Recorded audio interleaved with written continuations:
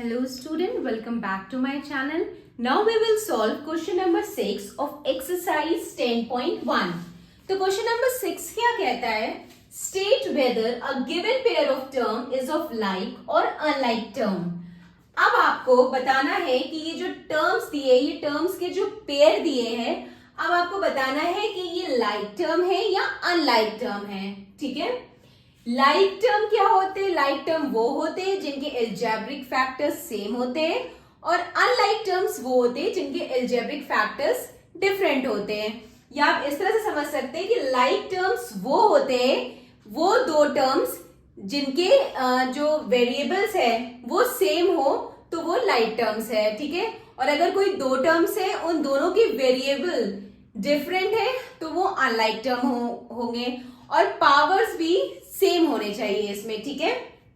मतलब अगर जैसे यहाँ पे लाइक टर्म्स की हम बात करें, ठीक है, तो अगर 4x है 2x है, ठीक है, तो ये लाइक टर्म हुए, ठीक है, क्योंकि वेरिएबल जो है दोनों में सेम है, दोनों में x वेरिएबल है, दोनों में सेम है वेरिएबल, और जो वेरिएबल की पावर है वो भी सेम होना चाहिए। यहाँ पे x की पावर 1 है, यहाँ पे भी x की पावर 1 है, ठीक है। तो इसीलिए ये क्या हुए? लाइक टर्म्स हुए, ठीक है। और अनलाइक टर्म्स क्या होंगे? अब अगर इसी को अगर अनलाइक टर्म्स में देखें तो अनलाइक टर्म जैसे अगर ये 4x² हमने कर दिया और ये 2x है, ठीक है, तो ये अनलाइक टर्म है। मतलब इनके जो वेरिएबल है, वेरिएबल तो सेम है, ठीक है, यहाँ पे भी x है, यहाँ पे भी x है, लेकिन यहाँ पे x² है और यहाँ पे x⁴ है, ठीक है। तो वेरिएबल जो है यहाँ पे सेम है बट पावर्स डिफरेंट है, तो ये क्या हुए?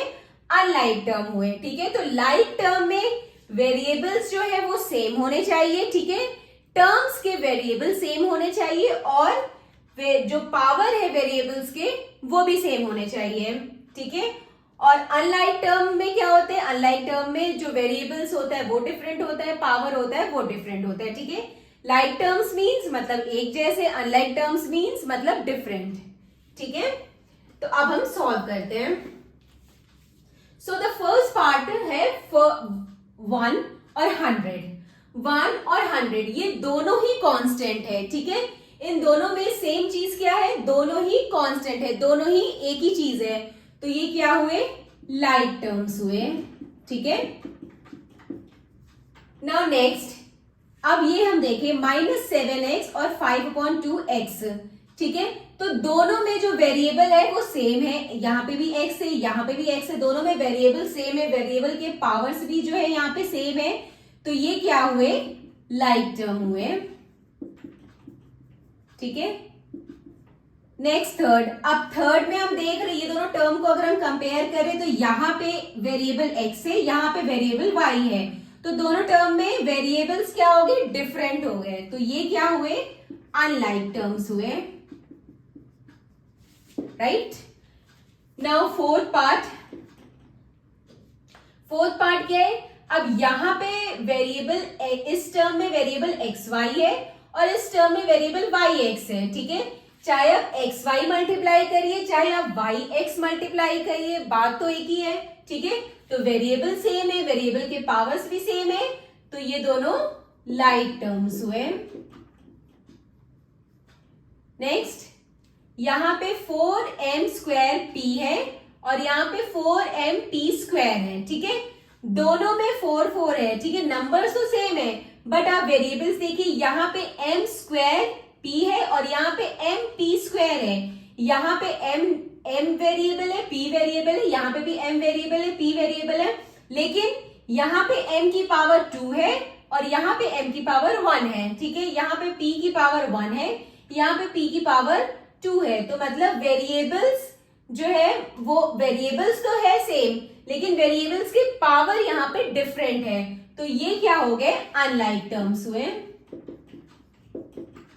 ठीक है, क्योंकि वेरिएबल्स भी हम देखते हैं और वेरिएबल्स के पावर को भी देखेंगे, ठीक है।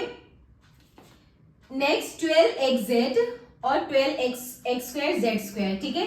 अब यहाँ पे दो वेरिएबल है xz, यहाँ पे भी xz है, यहाँ पे भी xz है, लेकिन यहाँ पे x की पावर 1 है, z की पावर 1 है, बट यहाँ पे x की पावर 2 है, z की पावर 2 है, तो पावर्स डिफरेंट हो गए, तो ये क्या हुआ, अनलाइक टर्म्स हुआ। ठीक है, तो इस तरह से हमने लाइक टर्म्स और अनलाइक टर्म्स को क्लासिफाई किया according to their variables and the power of variables. ठीक है, so this completed question number 6. Now next move to question number 7 in the next video. Bye bye, take care.